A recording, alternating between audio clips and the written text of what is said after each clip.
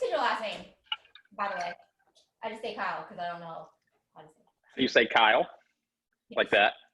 So, Kyle. you say it's Eaton, Eaton, Eaton. Oh, I said it Eaton. right. I said it right. Yeah. I feel good about that. We met on TikTok, guys. I'm not sure how we met. I think we talked about this. It was a video of my exes together because my friends are like, you have. Yeah, it was. Men? And I was It like, was something funny. It was on my For You page, and I was like, hello? Am I not always funny? I crack myself up. Well, that's as funny as you need to be then. You remember? You're like, it was something funny. Whatever. Sandra, my girlfriend, was like, what does he do? And I was like, I don't know. He's like a unicorn. What do you do? If someone came up to ask you, what do you do for a living? Tell us. I really do think with us going virtual with everything, with coronavirus, like you are the it person. You're the person that everybody wants to go to for branding and like getting followers. Because you helped me a lot with mine. I mean, I felt like I was a cool person. Clearly I wasn't. Like, I don't know what I'm doing, but you helped me so much. So like, how can you explain to people that has a business or wants to like get more followers? In a very broad and general sense, the easiest way to put it is social media consulting. But obviously my focus is mostly Instagram, starting to branch out into TikTok now, but it's mostly just focusing on helping people grow a brand, get their stuff, their content, their ideas in front of as many people, as many eyeballs as possible. So the reason why I've been so, I mean, everybody would be like me, like, do you know how many DMs and emails that we get from like people like, I would say you, first of all, you didn't even start with me like that. We were friends on TikTok and then we became friends on Instagram and then networking. And I was like, man, this guy really knows what he's doing. And you did not, you got me followers and I didn't give you anything. And I'm like, wow, he's really nice. Like it's the thing. And then I started following it was quality people in there.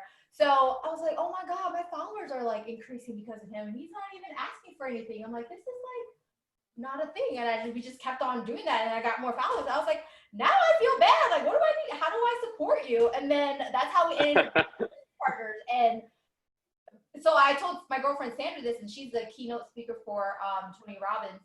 And she was like, she's just getting on Instagram because Facebook was like our thing. And then with all this going on, all of us kind of jumped off of Facebook because it's just too much.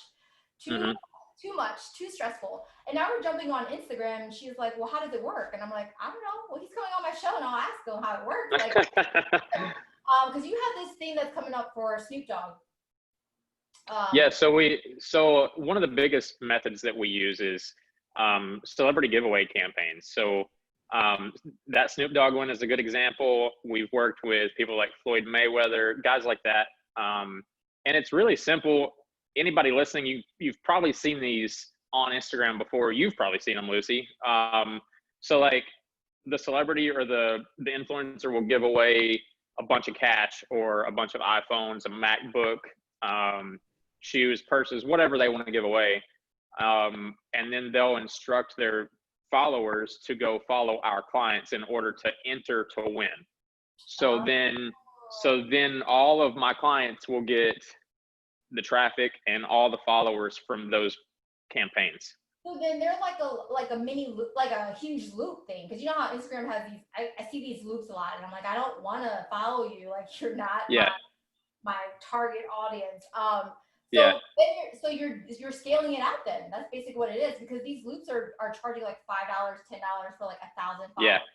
Because guys, I have to tell you that on Instagram I had like 4,000, maybe 3,000 followers, and then I got with Kyle and he got me 13,000 followers, and I'm like, I mean, it was overnight. You're like, your page is gonna explode. I'm like, yeah, whatever, because I'm like, whatever. And then I'm like, dude, I have 10,000. Yeah. I felt like I was in a bidding war with myself. And I'm like, this should really work. So that was a smaller scale. And you're telling me that when is that getting done? July 26th, you said? It's July. Actually, hold on. Spaces. Yeah, it's July 26th. Yeah, so I mean, it's basically the same concept as what you were describing with the loops. It's just massive. So those big ones were like, that one's estimated to get 30,000 followers within like a 3-day span. We've done some that have been even bigger than that. We've got people 100,000 followers in a week. Now these followers, are they, I don't know, like the unfollow rule and all that stuff, like is that the reason why Instagram is so, with the bots and Facebook and TikTok, like they're so strict with that because there's companies like you out there that does this? So is it like a bot, or like these, I mean, these are quality people. The people that stay, they stay because of my page, because I'm actually touching, I don't have a niche. Anybody that feels like shit, like, I'm sorry guys, I have dogs in the house. Can you hear the dogs bark? I'm so sorry. I'm having It's all good. It would be the time where I have my kids here because I share a house with my ex-husband, and I'm like, let's do a podcast. I'm like, day of my life, personally. But what the hell was I saying? I'm Dory brain. What was I saying? Kyle, help me. We were, I'll answer your question. That'll help. So no, there aren't any bots. They're all real followers, because think about it. They have to be able to follow instructions, right? Yeah. And a bot can't follow instructions, doesn't have a brain. So they're real followers. I would say there's a retention of about 75 to 80% of those followers. And I've actually turned people away before to enter those, because if you're not already doing the things on Instagram to market yourself and to brand yourself, then that stuff's not going to be effective. And those people they're not going to stick around, because you want people to, once you get those followers, then it's up to you, the client, to keep them, right? Yeah. Naturally, a lot of them are going to unfollow you because they're only following you to win the prize. But then once you've got an opportunity and you're in front of them, to reel them in and hook them. So, you know, the whole, like, do you not want to feel like shit? Come here. I'm really funny. It's like, I mean, that's why I was like, this must be a loop thing, because when I don't know when this whole thing ends, but like it slowed down when I hit like 13,000 and 13.4 or whatever. And I see that follows, and I'm like, and then I'm down to 12.6, and I'm like, I'm good with that. And then I'm getting more followers from the people that were following from their friends, because they're tagging each other. And I want quality leads. I want quality followers. And a lot of them were kids that were unfollowing me. And I was like, oh, well, I don't, they're not going to understand I don't know if they can understand what I'm doing anyways. But I am going to, what I'm doing out there I want to bring it into the school systems. I'm not sure why mindset control is not taught in our schools, because it's the leading cause of death for our teenagers. So, people are like, what do you do now, Lucy? And I'm like, you know what? I don't know. I was a CFO, and then I started being an accountant, did my own books, and then COVID happened, and then now I'm here, podcast, and I'm doing this, meeting people like Kyle, and here we are talking about mental illness. And like, I think me and you talked about it.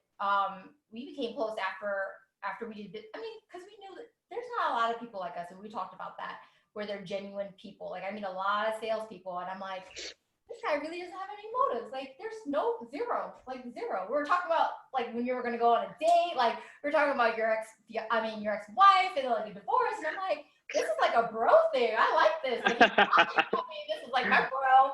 And then we just started talking like normal, talking about business, talking about family, and then we just hit it off. And then he was like, when can I come on your podcast? I was like, you ready to talk about mental illness? And he was like, yeah. And I'm like, hey, let's make this happen. Because I have to say that you are the first man to actually be willing to come on this podcast and be open about mental illness. Because I could tell you that this pandemic the suicide rates are intense. That's going to be one of I think I've said this since the beginning. I knew it immediately. That's going to be one of the biggest side effects, other than, the way that the actual virus is affecting people. There's going to be mental illness. And I wanted to touch on what you said a second ago about why it's not, mental illness and mindset are not talked about in schools. It's almost like they just sweep it under the rug. Because I think that was one of my biggest struggles early in my adult life, was nobody ever, there was never any way for me to let that out. There was no, like, nobody talked about it in my family. It was rarely, it was probably touched on at school, but they don't go in depth. You know, it's basically just like a cover your ass type thing. Like, hey, if you feel suicidal, go talk to the counselor. Right. But there was never any true help, or like, we were never educated on ways to manage it or cope with certain things without like abusing alcohol or turning to drugs, or, you know, stuff like that. And I think that's a big deal. That's right there with, like, you know, they don't teach you how to file taxes in school or whatever, how to buy a car or a house, like the shit that we're actually gonna have to do. Yeah. Not like quadratic, like, what? First of all, we don't even use that unless you're, I don't know, architects use that? Well, we don't use that for our, but that's the thing. It's like, if it's the leading cause of death, right? And social media is never going to go anywhere. Someone said something like, social media, there's no accident. Like, it's going to stay here forever. So the way to do it is to protect yourself while you're using social media. And one of the things that we can do is really, the ignorance is killing people, and the shame of it, because the stigma on it, right? So my biggest thing is when my Instagram followers did grow, I mean, it was within months that it grew from a couple hundred to 1,000 to this, because everybody feels the same. And now I was telling people that, like, this whole virus thing is the only thing that we can actually say that we all went through, like, everybody. I can go to Ghana and be like, remember when COVID happened? And they were like, yes. And it's like, this is trauma. You know, there's nobody that it hasn't touched. Right. And people don't realize that this is actually trauma. That some people are going to walk out of this and get PTSD, because even for me, I mean, for a while, I thought PTSD was for military people, but it's for anybody that has seen trauma or who's gone through trauma. And they don't recognize it. So when they don't talk about it, it's shame.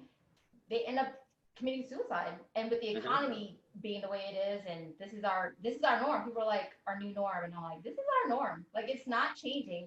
And that's what we're seeing, that people can't adjust to the change.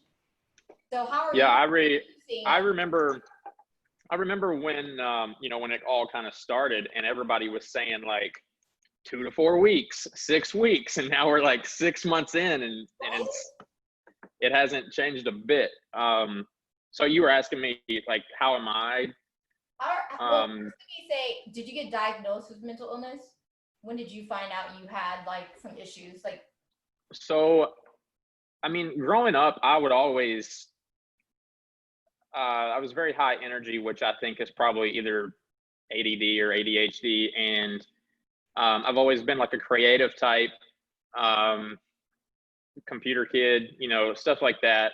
I did play sports, and I was active outside. I grew up on a farm, so like I had to work on the farm and stuff like that. So it wasn't that I wasn't active or like being physically active. But sometimes I would just feel like, I guess the best way I can explain it was just anxious, but it was almost just so overwhelmingly frustrating, like that it almost just makes you angry, right? Because you don't know how to get it out. Like, you don't know was there where to. When this happens, or does it come over you like randomly? See, that was the most frustrating thing, I think, because I'm a very like literal and logical person. So there was not a reason for it, right? So most men are. Yeah. So how old were you when you felt that? Probably when I first started to like be aware of it, I was probably 15 or 16. So in high school, you know, so like your body's changing, you're talking to guys and girls and whatever, like you're trying to fit in, all that crap. And then you don't know what's going on. So you're trying to work this out, right? Yeah. Dang. And I knew that like my life wasn't that bad, you know? So, and this is another thing. My family never educated me on it. And to a degree, they also like, it was always like, I don't think they did this intentionally, but I always felt like it was assumed that I was making an excuse for like my behavior as a teenager, or, you know, or he's just mad, you know, like he's just going through puberty, or he's just 17, whatever. And the reality of it was, when I was about 21 or 22, I was in college, and I started to learn more about like why I felt those. It wasn't it's not necessarily an emotion. It's affecting your life. That's why people look yeah into it, because it's like when it affects your life and it debilitates you in a certain way where you can't go from point A to point B, you're like, what is going yeah on? Does it feel like when you're about to get into an accident, you're like, and then it never comes down? Is that Kinda. how it feels to you? Okay, so Yeah. people are trying. While we're talking about, people are also getting educated about it too, because people are like, everybody has anxiety. I said everybody does have anxiety, but there's a trigger for people that don't have mental illness, and when that car accident goes away, then the anxiety goes away. But with people that has anxiety, has been diagnosed with it, we don't have triggers, and it doesn't go away for us. And then, sometimes I wake up in the middle of the night if I wasn't on meds. I would have a panic attack, and it feels like a freaking heart attack. You can't breathe. You're like hyperventilating, and you're just like, what is wrong with us? So I have to say that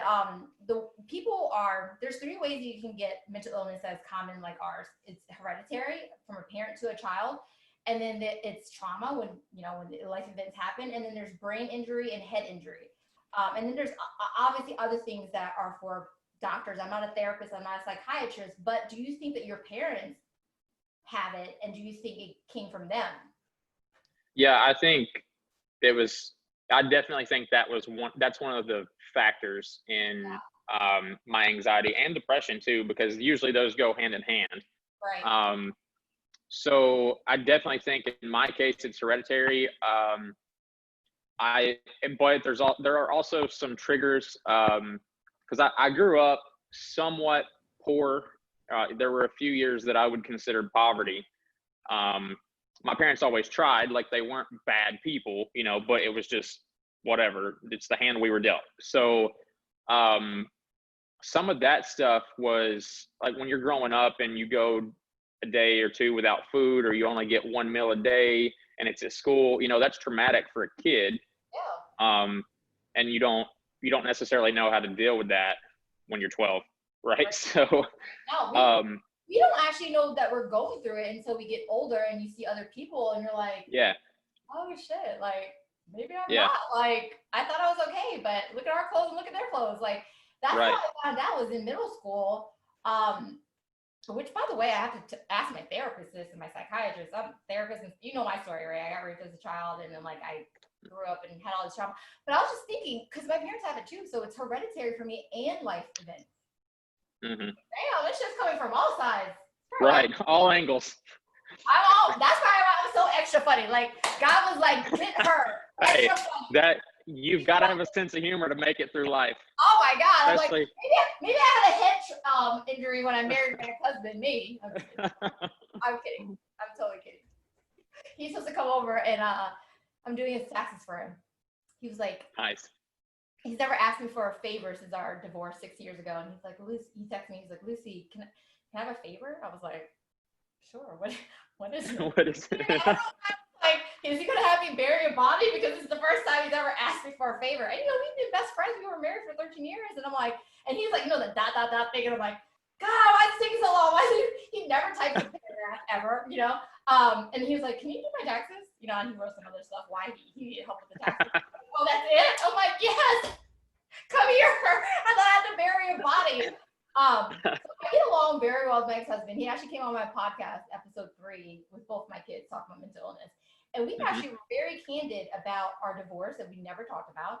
And then he finally admitted that he did have abandonment issues, and he did have, because as men, you guys are forced to not say anything because it seems weak, and then like you're not supposed to have emotions, and then you have to be like the man in the house, and like then you got to work, and like society makes us feel like we have to be a certain way, and it's like at this age, right? But I'm like, who the fuck is society? Like 1 in 5 men commit suicide every year because of, they're not going to say this, but social media plays a big part in it, where you look at it and people think, life's perfect everywhere, but that shit ain't true.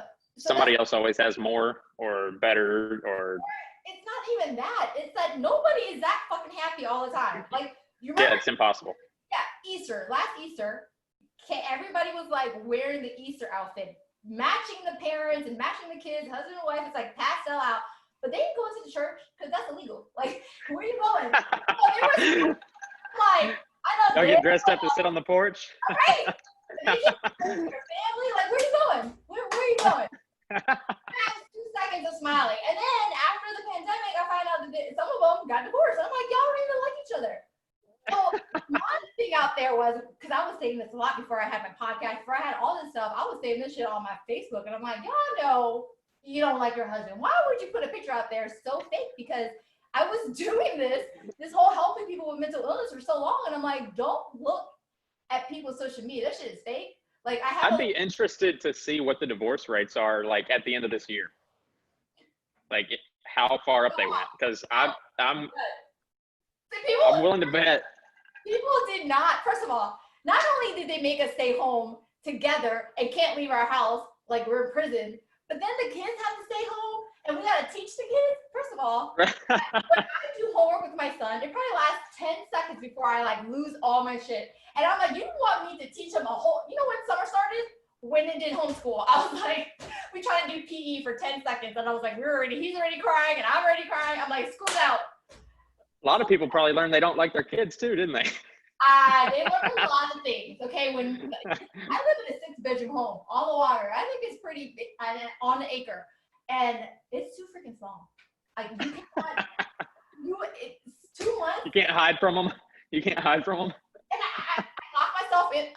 Sometimes I'm like, look, I need mommy time, and I'm gonna lock myself in my room. Give me 15 minutes, and all you see is, I'm like, can I not take a piss up in here? Can we not do this to each other? We're fighting, and I'm like, oh my God. So I can't even imagine, because the people that I did help, a lot of clients had told their husband or wife that they wanted to leave them, but then the shutdown happened and they got stuck with their exes in the house for 2 months. And the court's closed. You can't even file for a divorce and go work it all out. You didn't think my shit was exploding. I was like, damn. I don't know what to do. Because the first few weeks, I didn't know how I felt about it. I was sleeping. I was like, I gotta do a timeout. Like, I was in podcast. I didn't even know what the fuck I was feeling. Because it feels so not, like, it was never anything I ever felt before. My meds weren't working. I felt like I was just getting depressed more. When I'm depressed, I'm sleepy. Trapped. When you're like, and I don't feel like doing shit. Like, I don't want to work. And I love doing this. Yeah. I kind of, it's weird because what I do and what you do, we work online. But I've always kind of considered myself like a homebody to a degree, and I know I'm an introvert, but it was almost like once I was forced. You don't think I'm an introvert? What? No. Do you think You're crazy? No, I know you're not. But people say that I am. Because well, I mean, did you say that you are? That's what matters. Well, maybe I don't know what it means, but maybe because I'm working with more people now. But I like talking to people, but I like to have my alone time. I don't like to go to where there's a lot of people sometimes. I thought I liked that, but I didn't like it. I think I was more in therapy when I was working as a CFO because I hated it. I did this assessment on my behavior, and I literally did the worst job that I could have done for my behavior. And this is the job that I'm supposed to be doing. And maybe that's the reason why I liked it before, but now I'm like, I don't mind staying home. Like, I was fine during the COVID, except the 3 weeks, because I was like, I feel like I'm caged. I didn't like the timeout thing. Well, I adjusted. Yeah, that's what it felt like. I adjusted to it, but the first month I was like, screw this. Like, it's different when somebody is telling you have to stay home and you can't go to restaurants. You can't go hang out with your friends. You can't even go to, you can't even go to Target or Walmart, you know? I didn't go to the gas station. Yeah. So I think that it just took some time to adjust. But at first, it was almost like you wanted to be defiant just because it's just like being a kid, right? Like your parents tell you don't do something. That's what you want to do the worst. Right. So I guess I really didn't realize like how active and out and about and social that I was, because once my social battery runs out, I just go home. Mm-hmm. But I guess I was actually way more extroverted than I realized. I'm probably somewhere in the middle, but I'm totally fine with staying home and not seeing anybody. But and be a salesman, like what? I can talk to a a wall and make it talk. But like, I don't think you're an introvert, really. I mean, I think sales is about empathy. I don't think it's about your personality. I think it's about your ability to do what?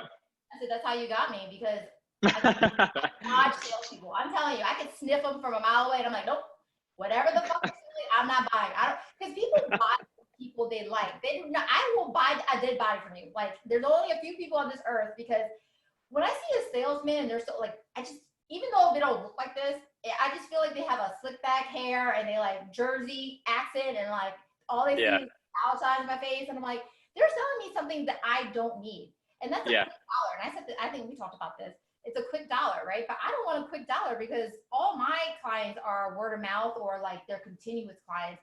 And when if it's a quick dollar and you talk shit and I can't provide or I can't produce it for you, then you talk shit, and then that's my name, that's my brand. Like, well, I think the reason there are people like that in sales is because it can be such a lucrative career if you're good at it.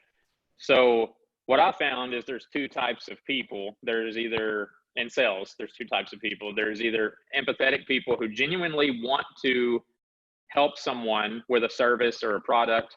And then there are manipulators who can pretend that they are doing that and they're not actually doing it. But eventually, that act's not going to last forever. It'll come out. But so I think that's why sales gets a bad rep, because a lot of people get into sales. Don't get me wrong. If you can get into a good niche or you're good at sales, you can make a lot of money, and that's not a bad reason to get into it. It's just that can't be your only reason. And if it is, and you don't actually believe in what you're promoting or who you're working with, then you're going to burn out, first of all, and then eventually people are going to start to read between the lines and see you're full of shit. Yes. And they're going to stop buying from you. Season. You walk in the door and I'm like, nope, turn your butt right around, because let me tell you something. For 17 years, I've been dealing with these salespeople, and they come at you so many different ways. I'm like, dang, that was a new one. Like, I always have to find a different way to like prevent them from coming to object. But here's the thing: I only have 3 people that has stuck with me for over shit. Some of them has been around.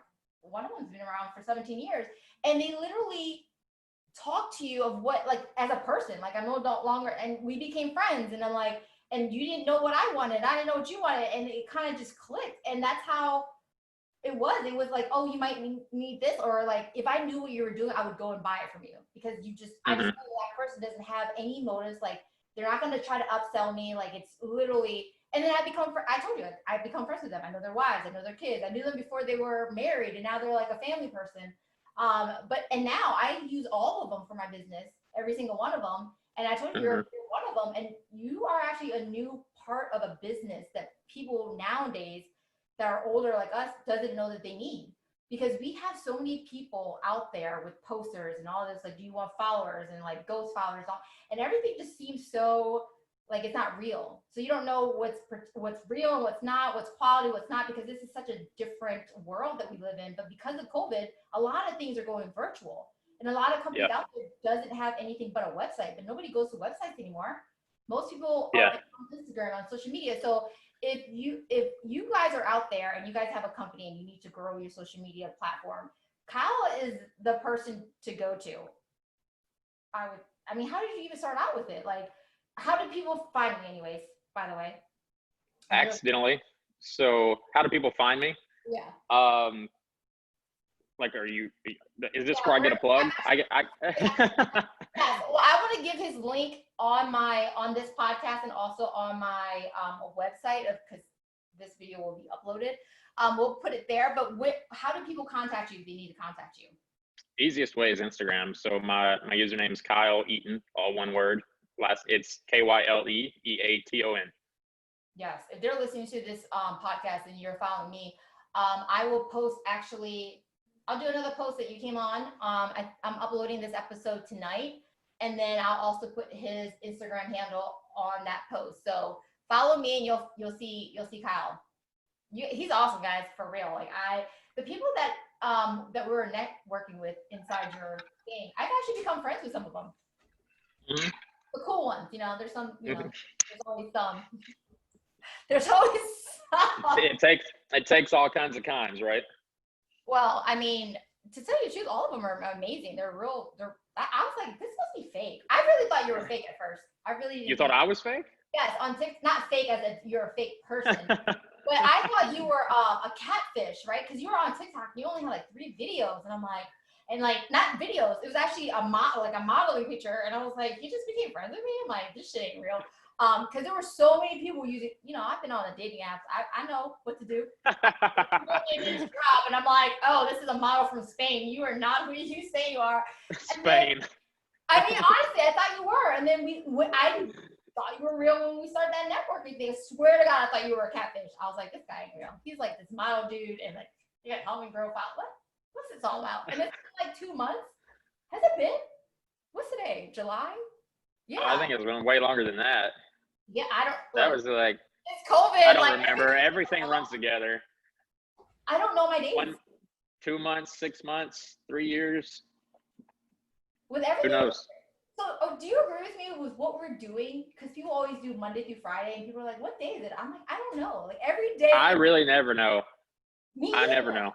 I never used to be like this as an accountant before. Like we had our calendars like bam, bam, bam. We knew exactly. So do you find that that's a challenge? Is like keeping yourself somewhat structured and disciplined to a routine? Because I suck at routines. Like, well, here's the thing. I know what I got to do every day, but I might do it at 2 a.m. Right? Like I don't know. It's tough. I will say 2 things about that because a lot of people suck at routine. I, as an accountant and a CFO, I had to be structured because of that job, right?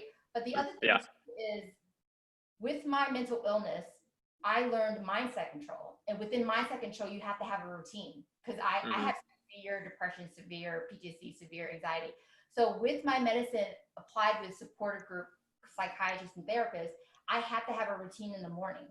And then a to-do list, or else I did have to adjust to this new life because I didn't think that this was going to be my full-time job, to be honest. Like I've been doing this for years, helping people on the side, and then it became such an it was bad during COVID, and now it's I found what I was doing now, but mindset control that's why I'm doing that 75 hard. It helps with depression and anxiety. You don't have structure, you don't have a routine, you will have you will deal with depression heavier and anxiety more if you don't have a routine every day. And it starts off I start off small with the students in my course, where you wake up 30 minutes earlier. Like the routine cannot be compared to anybody else's routine. It has to be compared to yourself and compete with yourself, right? It's relative. Yeah. Right. So just wake up 30 minutes earlier than you normally do. You make your bed, you take a shower, you feel good, because you have to build up your confidence and you have to maintain it. Start accomplishing things. Yeah. Right. And then when you make your bed and you do your affirmations, you have to do your affirmations, because one negative thought takes 5 affirmations to cover. So our mind is built to be negative anyways because of the fight or flight situation. 80% of our thoughts. Yeah. So, that's the reason why routine is so important. And then after that, you're starting off on a high note, right? So then it's harder for us to get pulled down if we start off there. But if you don't have a routine, you're starting off here, and anything that happens to you from like the coffee spilling or like no gas in the car, you're ready to piss. So that's why the routine needs to be right here. And like, I didn't know this. Well, I'm learning it now. Is that your body is the subconscious of your mind. So if you start moving, exercise, because exercise is an antidepressant, for 20 minutes a day in the morning, it literally becomes, you feel this energy, and you do all those things. I promise you, your life will change. It's a game changer. Like the decrease in how you feel inside, your mood changes like that. After 2 days after I did this, it's pretty hard what I'm doing, the challenge, whatever, but I had a routine. It didn't work. COVID, and then I had to break up, and I had to change it, because you have to change your routine all the time. You have to exercise your mind, and I couldn't figure out why I was feeling like I was in a funk. And it was because I was adjusting my entire chemical imbalance of like this fucking shit show and then trying to like build a company. But that's it. Like what I would start with is routine. It's such a simple routine that you like doing. And then all of a sudden your body starts to just do whatever Kyle likes to do. And then I'm telling you, I would recommend it for 5 straight days. And if you don't feel any different, you're not doing it right. Yeah. I'm glad you said what you said though about not comparing it to someone else's routine. Like you can use someone else's outline. That was one of my biggest roadblocks when I started out in sales, and then I started working for myself. Was because I knew, and every mentor I've ever had has told me, like, you've got to have a routine. You've got to have a routine. But it started out like you got to wake up, or you got to wake up at 4:30 in the morning, and that will never be Kyle Eaton, you know. So I had to get over that, like trying to do it like somebody else does it, and then I had to be like, well, if I wake up at 9:30 in the morning instead of 4:30 in the morning, and as long as I still do, like, you know, make my bed, brush my teeth, shower immediately, eat breakfast, whatever, work out. The important thing is how you start your day. It doesn't matter when you start your day. That's how it's going. That's how your day is going to be. Is when it's the most important time of the day is when you start it, and it's so important that people understand that, because I have to tell you, like, I invested $60,000 into this and in understanding mindset control, and I didn't believe it. I didn't want to exercise.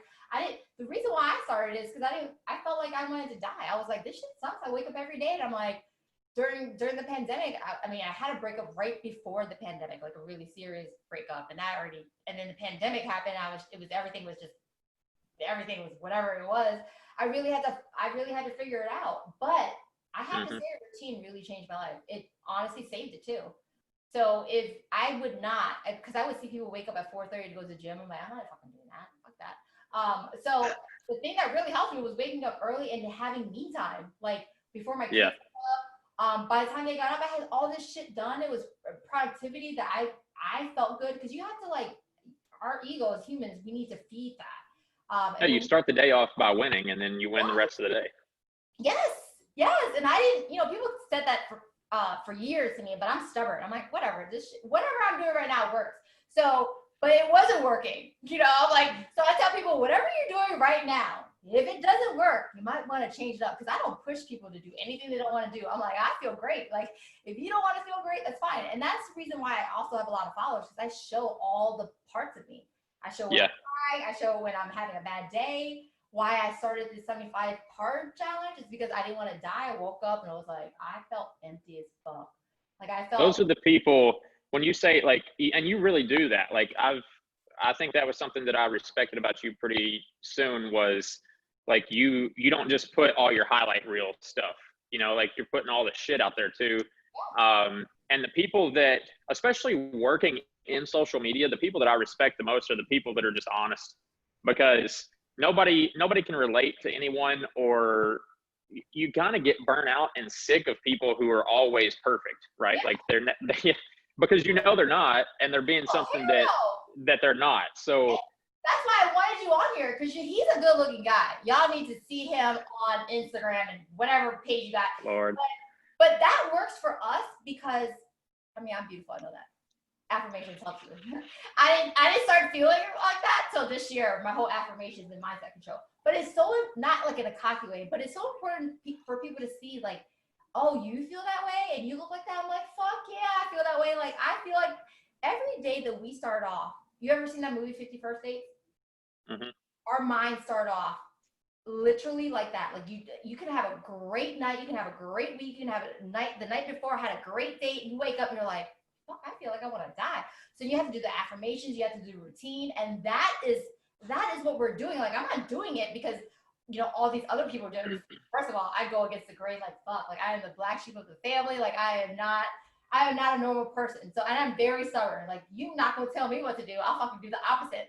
And then I just felt like shit. I was like, yo, maybe I should try this whole meditation thing. Maybe I should change my diet. Maybe I should do it. I did it because I had to, because I'm like, I don't want to die. I actually, like, love my life.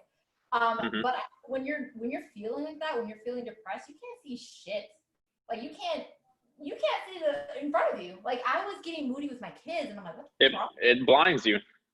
Yes, and that is such a common thing. Like, people think that they are going through it alone. It's like, no, 1 in 5 people have it. Like, if you have a street that has more than 5 people, someone fucking has it.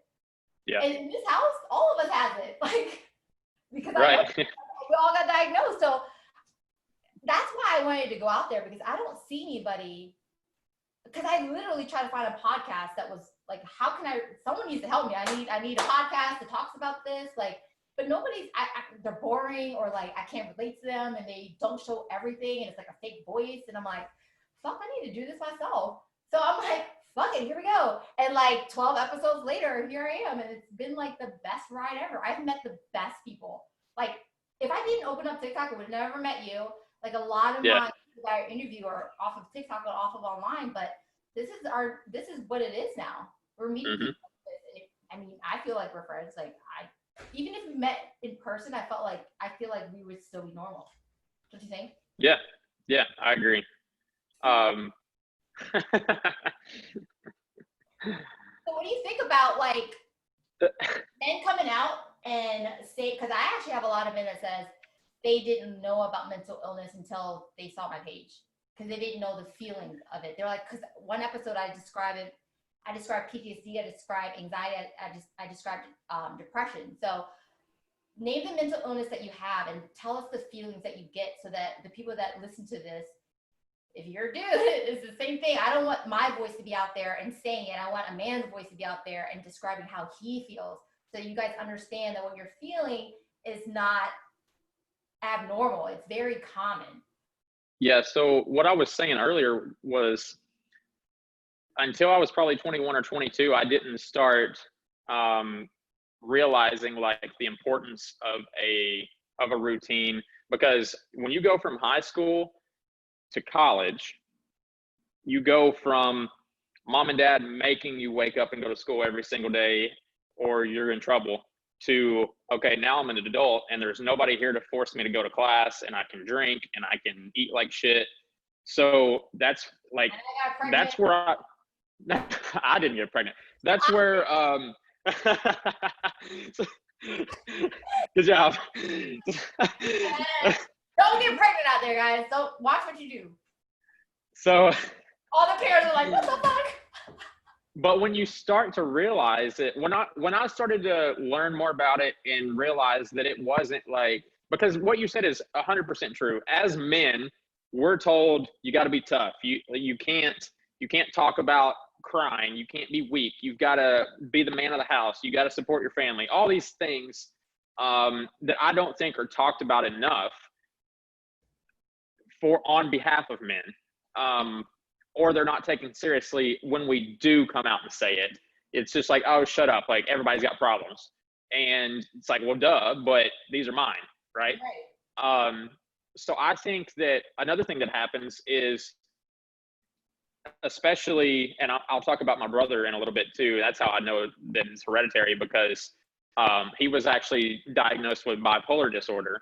And growing up, he had horrible anger issues. Like, he would fight anyone at the drop of a hat. Like, it was tough for my parents to get him to do anything or listen to them.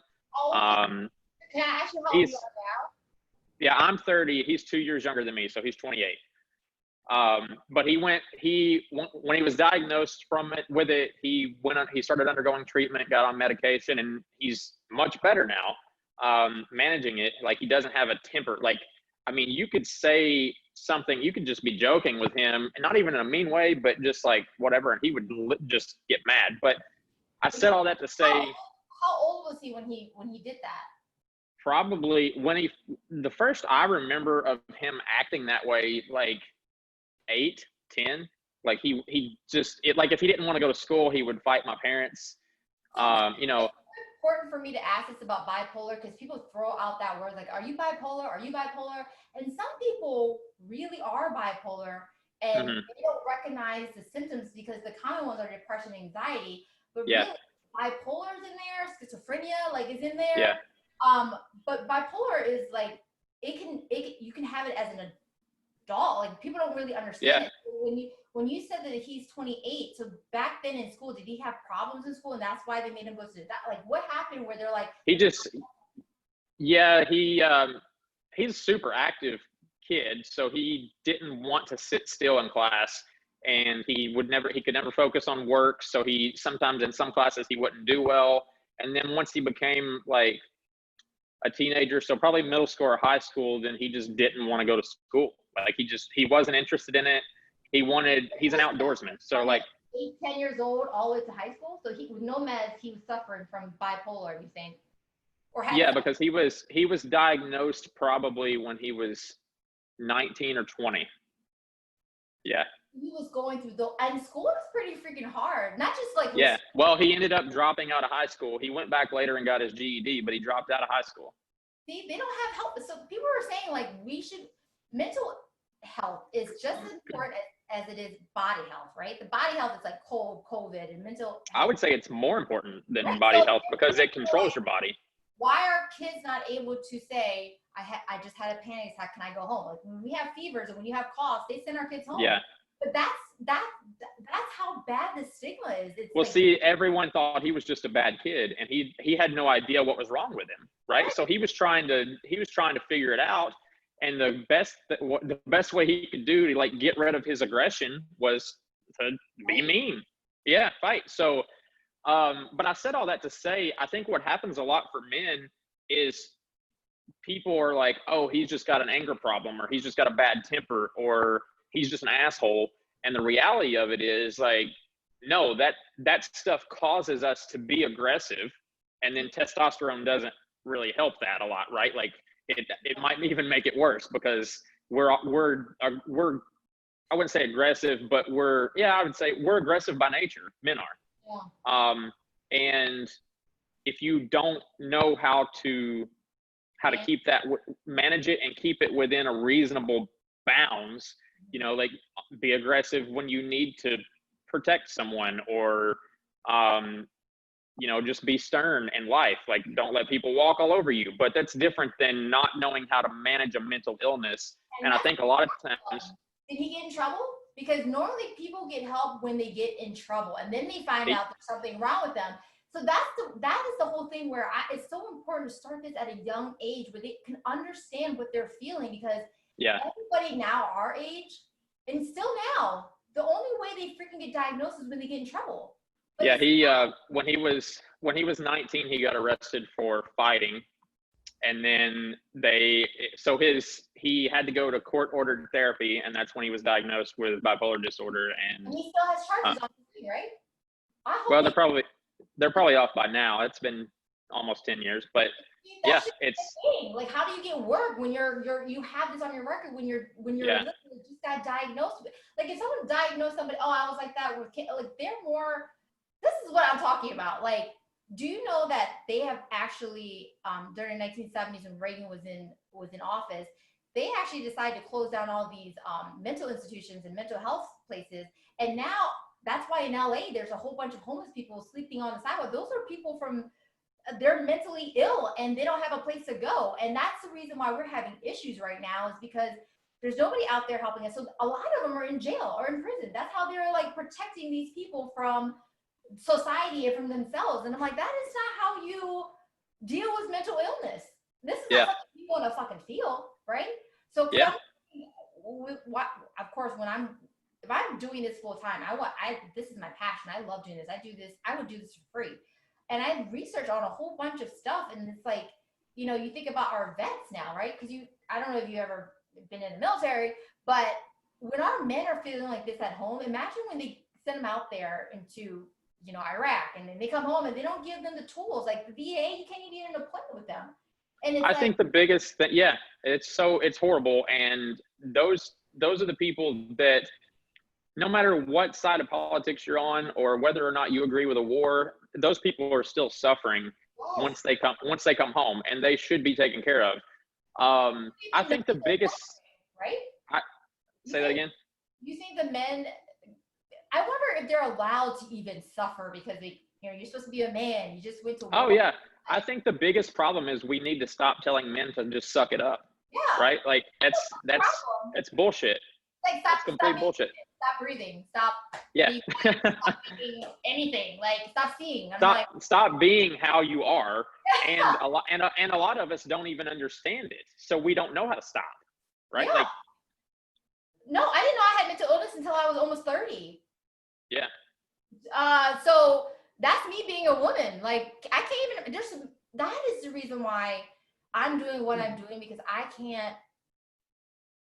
it makes me really sad to realize that people are living unhappy now and thinking that they can't change. There's no like tools out there. There's no techniques. And a lot of this mindset control I got from, because I had the money to do it. But a lot of these people aren't going to pay $10, $20, $30,000 for mindset control.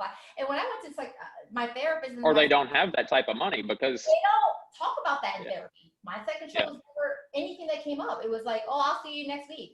And then like, what happens when people don't have fucking insurance? It gets expensive. It's a lifelong battle. Every day you wake up like 51st date and you have to literally remind yourself all day.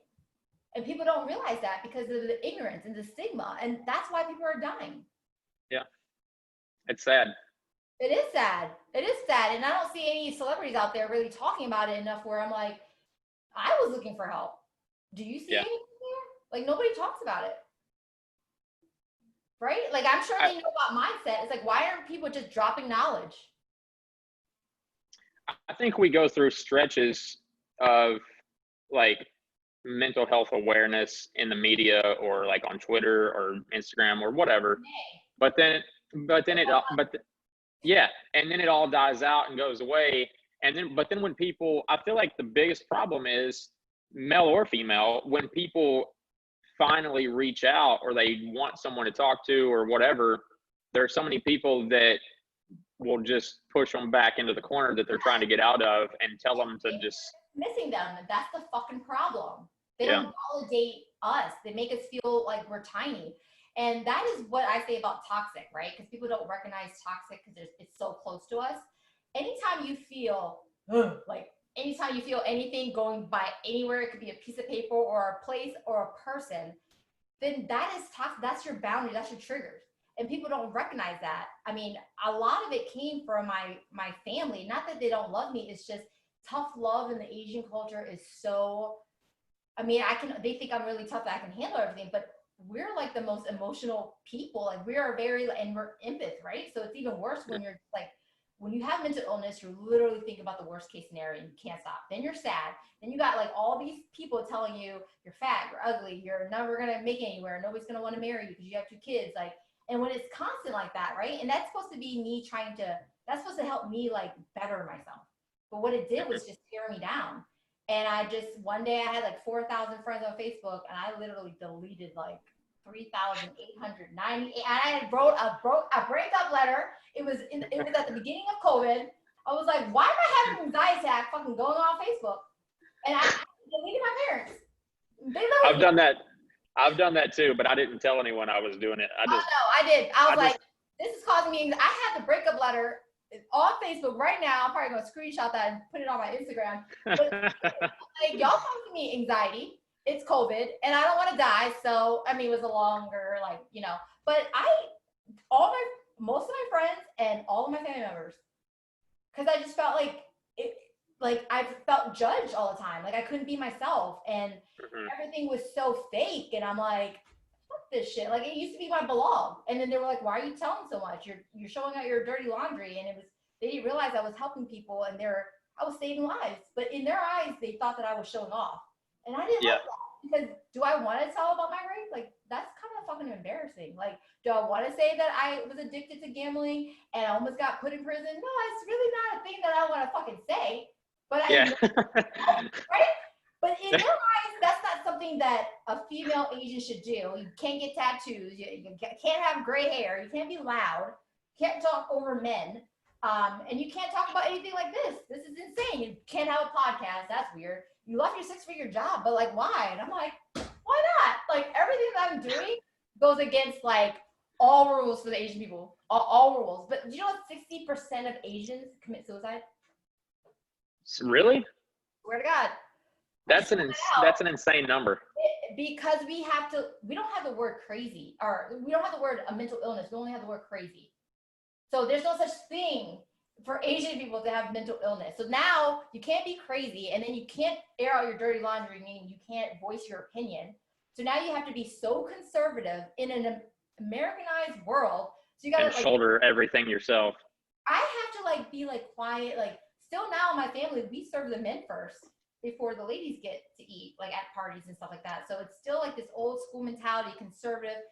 but we're Catholic living and we're Americanized living in this culture that's so strict. And then you have society also now, right? Social media, and so you have all these layers. Like when I was when I finished college, I was the first person to finish college outside of both, I mean, from both sides of my family, but I also was a teen mom at 19. So that was like first for my family. I was first everything, but it was not, I didn't do things in a manner that was perfect in their eyes.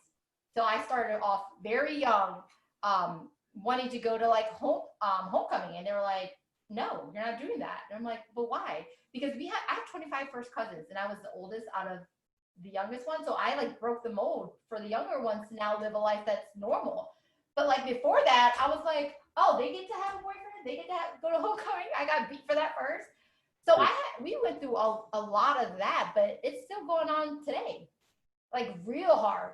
And with COVID, let me tell you something. That's why you see a lot of Asian people with like name brand stuff, because they are trying to make the way they look perfect on the outside, but they don't have that fucking money on the inside. Like their purses are probably the only thing they have. Where I'm like, I'd rather just go to the consignment store and buy a purse and like have more money in my purse, which is not the way they think. So That's wild.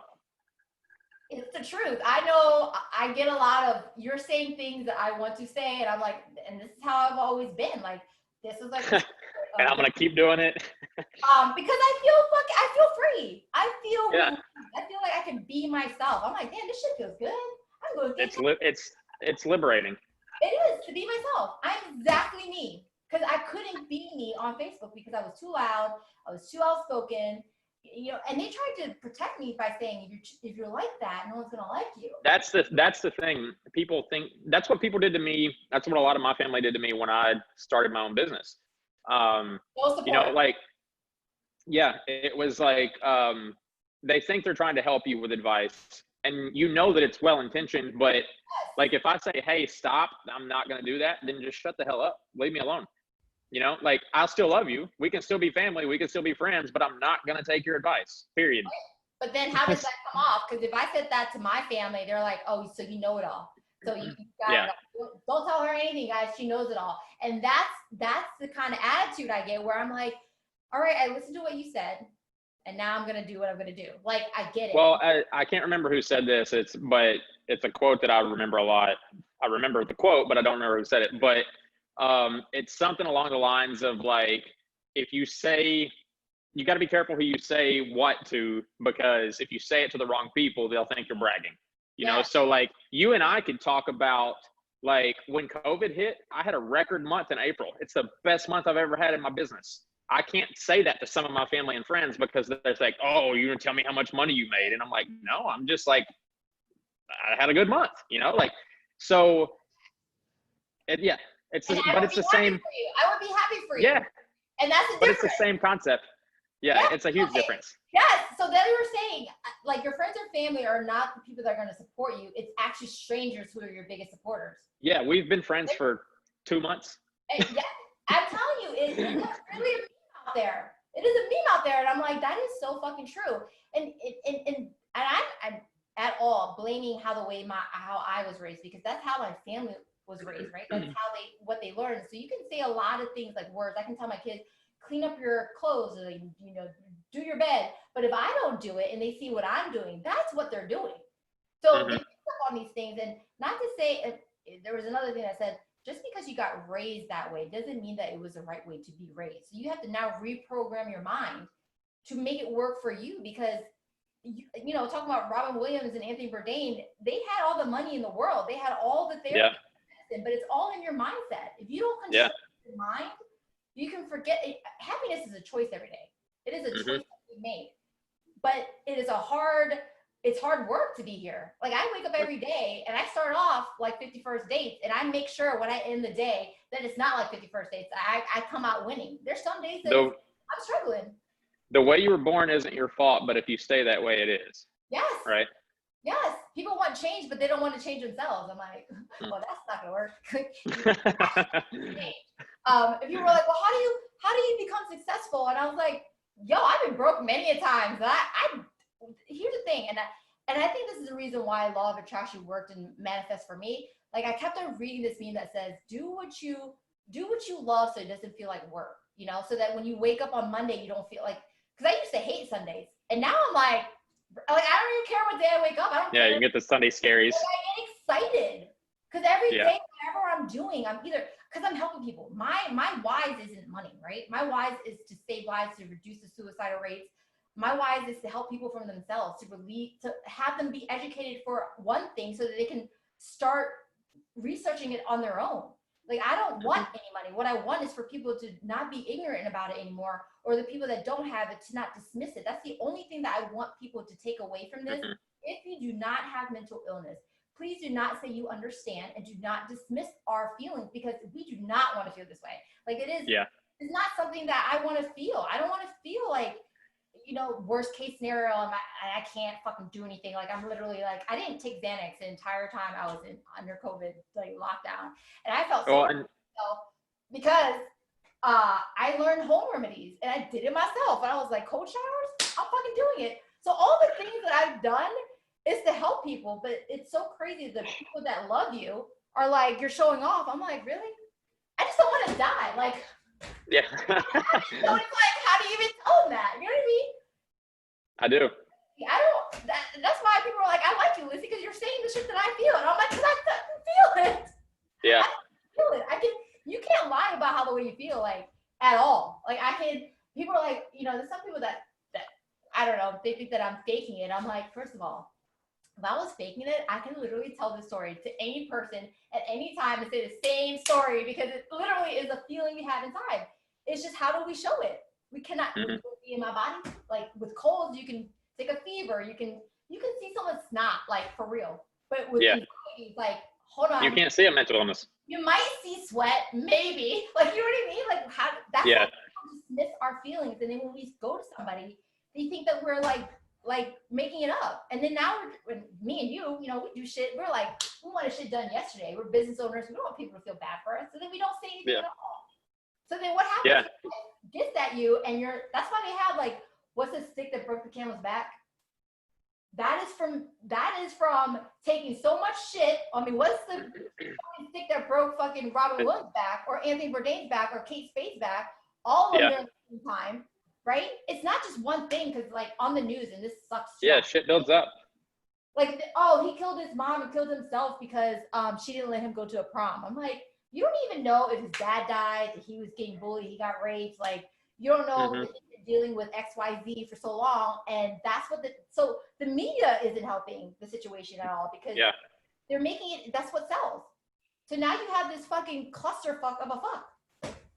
And then we're all trying to unravel. And I'm like, and people are like, how are you going to do this? I was like, one fucking bite at a time. How do you fucking eat an elephant? One bite at a time. So it starts here. Like, if you look ahead, you literally, with me, I will have anxiety. So what I do is, I know I need to go to point A to point B, and I just keep on going. And then when I look up, I'm there. And that's it. Like, your body goes with what you're thinking. If you think bad about yourself, you're going to get shit. So if you end up with shitty results, that's because you're thinking shitty. If you're thinking positive, then you're going to end up with positive things, positive relationship, positive everything all around you. And people don't understand that. It starts with you. You're getting in your own way, right? Yep. Action always wins. So you're better off to just start. If you fail, readjust.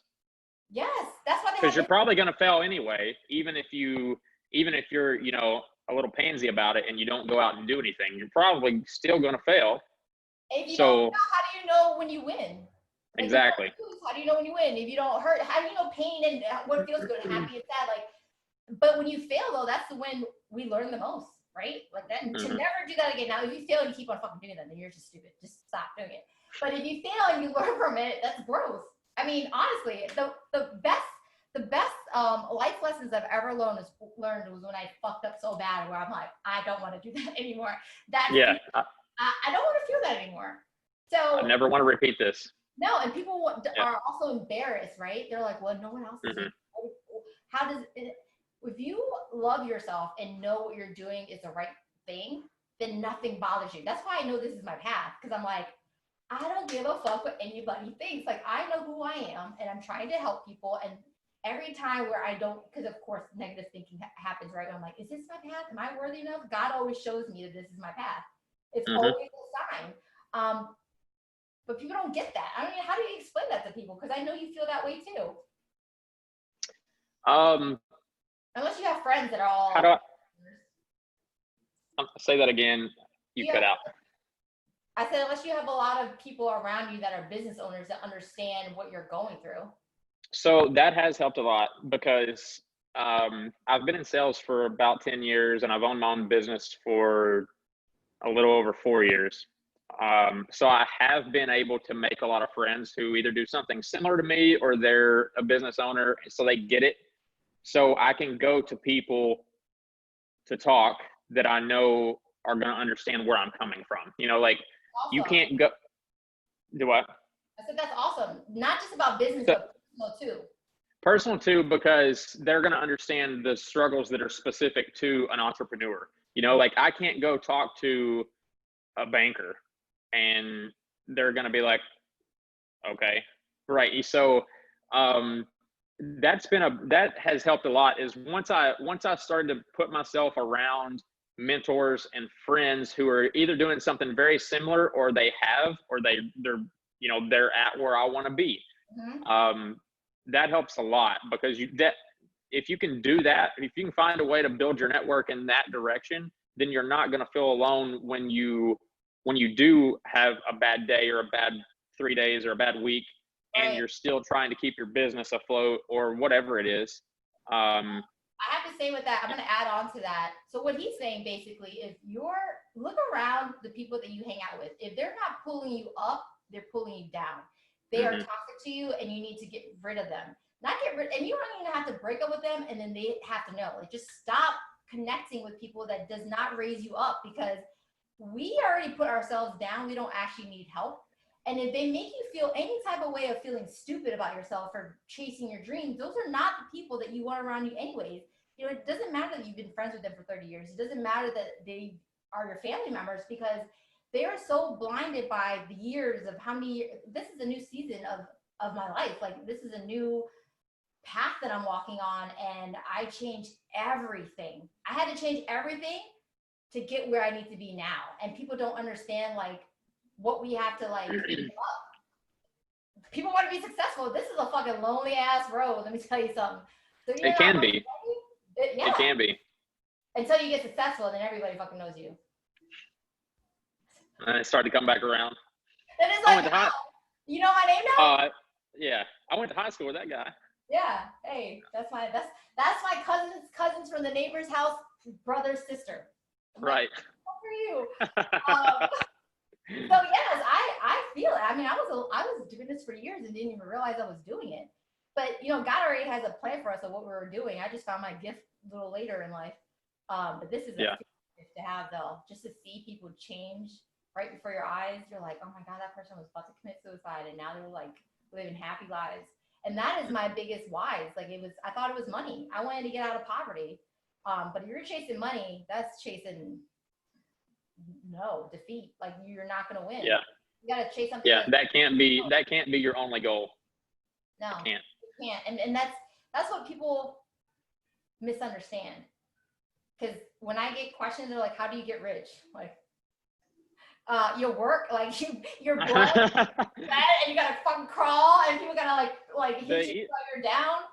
The easiest answer to that is find a problem and solve it. But then what's that go back to? You're helping people. Yeah, it always has to be you're helping people, but people don't understand that. Like, if you are not willing to do what you want to, if you're not wanting to do that for free, it's not for you. Because a lot of people are in jobs that they're so fucking miserable at, but it pays the bills. Like, I left my job that was paying 6 figures, and I'm like, I'm miserable. I'm crying every day. Fuck this shit. I'm leaving. Because you triggered all my PTSD. I was like, I'd rather just like volunteer my time and like live in a homeless shelter. Like, that's how bad it was. Where I'm like, fuck this. I fucking left.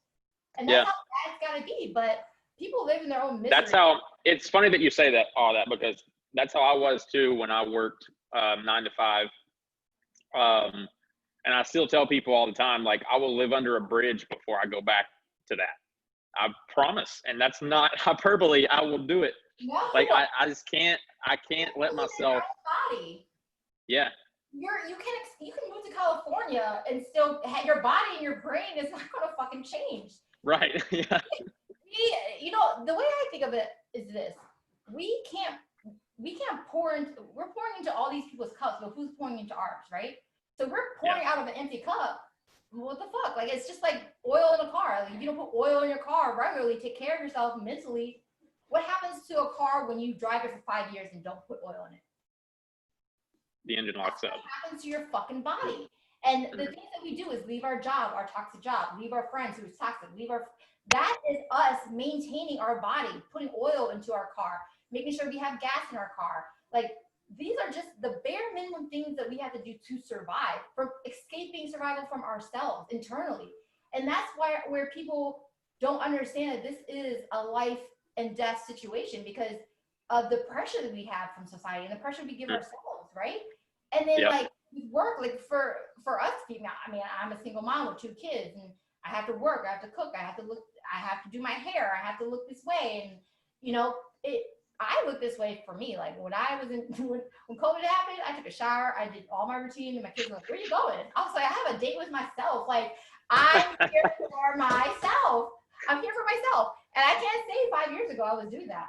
I felt so ugly when I got out of my divorce. Like, everybody was like, because I was the first one to get divorced on both sides. You know, I like to do the whole first thing everywhere. Yeah. And they're like, "There's no way you're gonna get a husband. There's no way you're gonna get a boyfriend. No one's gonna want you. You have 2 kids." And I was just like, "Oh my god, they're right. Like, I'm not gonna get anybody." But why would you say that to people? I can't wrap my head around that. Do not have filters. No. Hell no. When I was a little bit heavy, right? If you have any skin on your bones, you're fat, right? In the Asian culture. And I was eating. I was mid-bite. And my uncle, who I haven't seen in like 10 years, was like, "You might not want to eat that because you're fat." I was like, "But I'm so hungry." I'm like, I literally stopped eating, and I was like, "You know what? I don't care if I'm fat. I'll just stay single forever." And I was like eating mad. But I'm like, that is how our culture is. And it's like verbal abuse. To be honest, it is verbal abuse. And then it creates an insecurity. And we've had this when we were younger. I mean, it was literally something that we have grown up with. See why I'm like the black sheep now? I'm like, out. Like, I need to put oil in my car, and y'all are taking my oil out. So they feel offended, but I'm like, I just don't want to die. Like, I got shit to do. I can't do laundry. I can't do my kids' laundry in heaven. Like, no. Yeah. Good. I'm gonna keep this thing going for a minute. Like, and that's what it is. Like, people get offended when they're not in this season with you. And it's not because I don't love you. I just love myself more. Yeah. And that's like 100, 200 people just in the wind. But everybody does anyway, right? We're all the center of our own universe, but some of us are just willing to admit it. And then, like you said earlier, you can't pour from an empty cup anyway. So if everything in your life is shitty and falling apart, and your mental health sucks, and your physical health sucks, how are you going to help other people and do the things that, you know, people think they're asking of us? You can't do that stuff without taking care of yourself first. And that's not selfish, but we've all been programmed that it's selfish to take care of ourselves first. But we talk about, so that's when I talk about the airplane analogy, where when you go on the airplane, people say when the oxygen mask comes down, you have an infant child, who are you going to put the oxygen on first? And most people say my infant. And I'm like, no, you have to put it on yourself first, because if you die, who's going to help you? You can't help them. Yeah. Right. And that is the concept. People think it's selfish, but it's selfless. If I'm not 100% there mentally, I'm not doing shit. Even using the bathroom is a problem. Like, I went to sleep. Like, my body is tired. And people don't realize it looks like you're lazy if you don't have mental illness, right? Or people like our parents. My parents have PTSD. I know they have it. And they have depression. It's hereditary. But they push through it because, honestly, our parents' age and their parents' age, I mean, they fucking truck through everything. But no, but they don't have the same they don't have to live the life that we're living, where the pressure from everywhere is insane for us. Yeah. Right? It truly is. The world has never been faster. And in a lot of ways, that's good.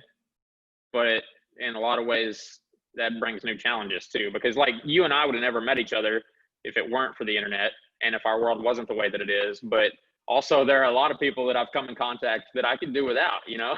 Oh, So, 99%, like 99%. That's why I was like, there's something wrong with this dude. Like, he must be not real. He must, I don't know why I thought you lived in India at a gas station. Ted Bundy. I don't know what you're doing, trying to get my money from Ghana. I don't know. But I was like, this guy right here, I don't know. And then when we really did start talking, I'm like, oh my God, he is real. He does talk to other people. Oh, he's an Instagram dude, not a TikTok dude. That's when I felt more comfortable, because I was like, because I've been catfish before catfish was even a thing. I called him Fat Cat, which is funny as fuck. I fell in love with this guy for 2 years. Was not him. He was this massive dude, and he's going to hear this. He was this massive dude that used somebody else's picture. Does he still follow you on social media? Oh, this is when I was 17. Oh, okay. Was Cat before when the internet was new? And let me tell you something. This guy looked like Fat Cat. I called him Fat Cat because he was like this big Asian dude with like the chinky. I'm sorry, I'm Asian. I can say chinky. With the eyes that were so small, and he looked like a cat. And I was like, oh my God, he's not supposed to be that big. He's like 500 pounds. The picture he said, it was a muscular guy. I don't care you're fat. That's not, but you're totally a different person. You sent me one dude's picture, and then you showed up 2 years, like, because I couldn't drive when we started talking, and he lived like 2 hours away, and he thought I was just going loving for him. And I'm like, dude, you lied to me about your looks. What else do you lie to me about? So yeah. And yeah, you might have loved him for him if he had told the truth, right? It had nothing to do, and it wasn't like we had like FaceTime, right? We had like FaceTime. We had the phone, and we slept on the phone, and then my parents were like, we need to use the phone. I'm like, oh, okay, like, gotta get off now. And AOL was like a beep, you know. The 90s. It was 90s. MySpace. It was beautiful. Oh. MySpace. I met him in the chat room. The whole like how old are you? Boy, girl. I forgot chat rooms existed. No, I didn't, because I got catfish. So when I saw you got PTSD. That's where your PTSD comes from. You got catfish. Everything. Like, Kyle is not real. So we have not met each other till today, right? So when I colored my hair, I have my hair gray. I have colored my hair all types of color. I said, Kyle, I need you to, because he would tell me the truth. Like, we are brutally honest and no filter. So I was like, Kyle, you got to tell me how my hair looks, because I was going to go on camera and do this video for my website, whatever. And he didn't get back to me for another 2 days. And I was like, I just did it anyways. And he didn't want to go. I was like, does he not want to go on FaceTime? Because he's not really Kyle. But, well, here I am. I'm real. Clearly, you're real, because you're on my podcast and I see your picture. Maybe I do have PTSD from that. Because when I was on the dating apps, boy, if I didn't look at the Google image and where they worked and make sure I knew where the devil is. Find them on every social media app. Oh my God, do you know how many people I caught that it wasn't them? Oh, like, I just laughing. I don't understand why. Maybe because I'm a little bit normal, but I don't understand why what they get out of that. Like, what's the end goal? Like, I understand it's an insecurity and they need attention or whatever. I'm not saying there is no reason for it, but long term, it's gonna just implode. Right? Okay, so you're on a dating app. The whole point of it is to meet, right? So like, yeah. Don't go on a dating app, go on Facebook or Instagram and trick them there, but you're going on a dating app using I'm smart. I am smart because I'm Asian, I'm smart because I'm just fucking smart, okay? Like, you can't just text forever, and now we've got FaceTime, so like. Oh, hell no. I started this dating app, which I didn't know the dating app was an in thing, 6 years ago when I first got divorced. And I was with the same guy for 13 years, and I met through his sister. His sister's my best friend. And so when I came out into the world, I would go out and nobody would like come up to me. So my cousin Steve, your fault, I went on dating apps. He's like, you should try Match.com. Don't try Tinder or Bumble. Don't do that. There's people like me out there, and you can't do that, right? Because he's like a player. So I was like, I'm gonna fucking try that. So I tried all of it, and honestly, it was so much fun. And then it just got really like you're shopping for people, and I felt really bad. Shopping for people? I mean, swiping and you match, and you're like, I feel like I'm shopping for people, especially on Bumble, because the woman has to talk first. I've never heard anybody put it that way, but that's interesting. It is shopping for people because the world is that instant gratification. You don't have that much time in our lives that we can't even go out there and meet real people. You have to shop for them. You're shopping for people. And then filtering them out and make sure that is the right person. Like, now you got to be the FBI. Make sure they're the real person. Because let me tell you something. I showed up on dates and like some guy like didn't show up with a neck. Like he didn't have a whole neck on him. He had an old picture. He went to the gym and had steroids. And I'm like, I came here to meet somebody with a neck and you don't have one. Like, I didn't say that, but he had a neck in his pictures? Yes. I wanted to ask him, like, where's your neck?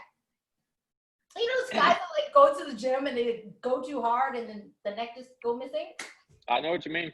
Well, that happened. And look, I really am respectful of people's time. So I did the date and I rolled the fuck out. And he was like, you want a second date? I was like, when you get your neck back. I didn't say that. I was like, you're not for me. I don't want to waste your time. I do say that though. I'm like, because you know it's gonna work the first 5 minutes. Yeah. Like we know what to ask. If there's it, yeah. So talk about that on your date. Are we talking about that? Are we talking about this or no? Let's steer clear of that. How do you feel about the dating apps and using it? Like, did you use it before you got? I don't know when you got married. When you were younger? No. When I got married when I was 20, and that was in 2010. So that was before Tinder, Bumble, Hinge, all of that. So didn't you think it was weird when you had to use it? Yeah, because like I was still married when dating apps started coming out. And then so then when I got divorced, all my single friends were using dating apps, and I was like, oh, this is stupid. Yeah, I was like, this is stupid. Like while I was still married, all my single friends were using dating apps. So then after, do what? All my friends are married with kids, so they're like, "Are you sure you want to go on this date? Like, you're gonna get forensic files." Oh my god, I already have PTSD. Like, so after my divorce, I didn't use dating apps for probably a year and a half, and then I did a little bit, but then I also was in another relationship. Once I was ready to date again with someone that I met in person. And then my next relationship after that was someone I met in person. I mean, I've used dating apps. When I moved to Nashville is when I actually started using dating apps. So I heard there's beautiful people there.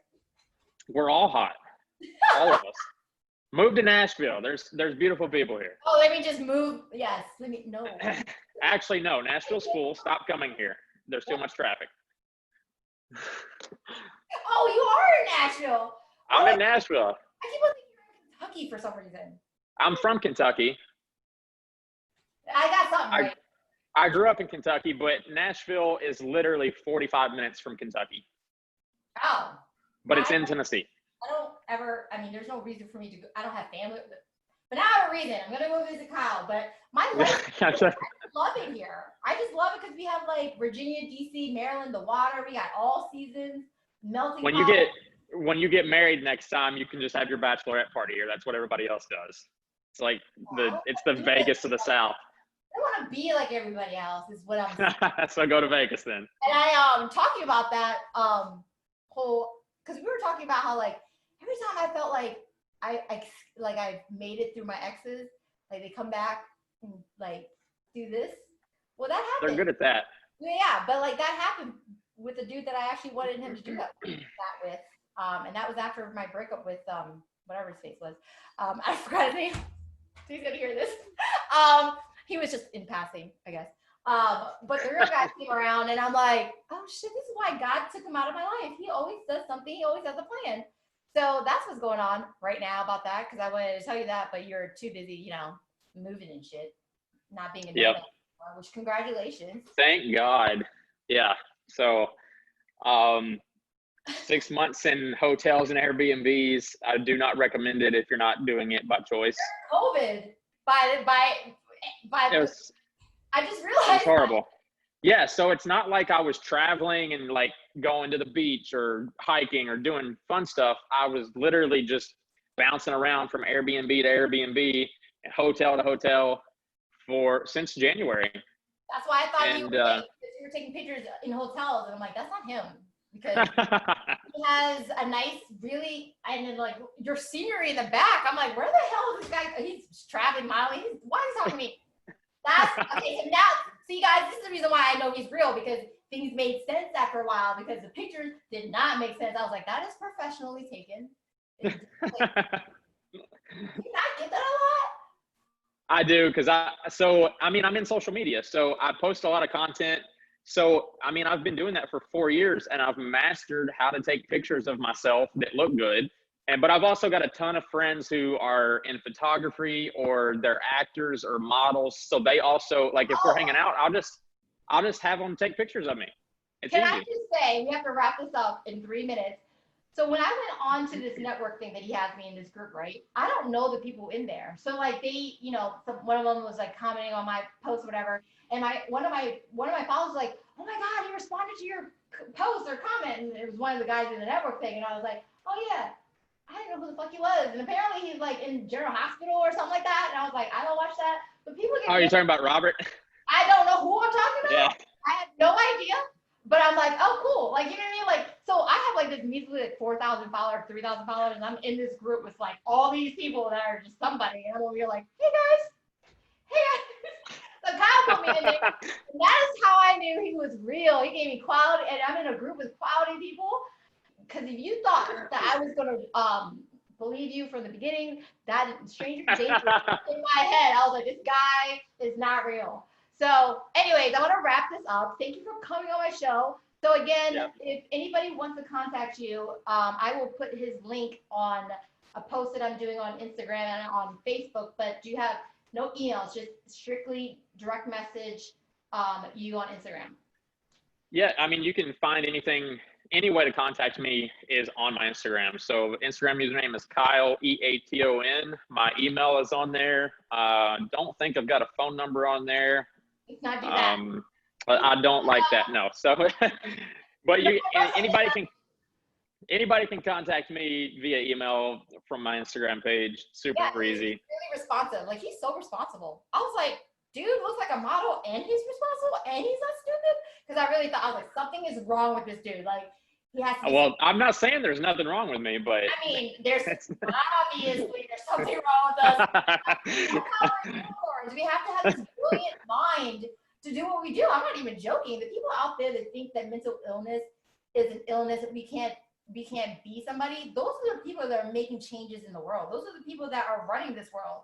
And they have brilliant minds, and that's the thing. When your brain goes one way, that way, when it goes bad, it goes really extreme. So I want people to understand that when you have mental illness, it is not a sickness that we can't control. We can control it. And I want people to know that we're brilliant. Like, there's a lot of people out there with no medicine, doing all this shit with no help, not even knowing what they're doing, and killing it in the game. So that being said, I will have all your information. I'll get it from you, and then I'll put it on my Instagram page today. Thank you so much. That was such a great conversation. I'm so glad. For sure. I'm so glad you're real, guys. He's real. He's I think taken. I'm not sure what to say about that, but I'll check him out. I appreciate the plug. Bye, Kyle. Bye.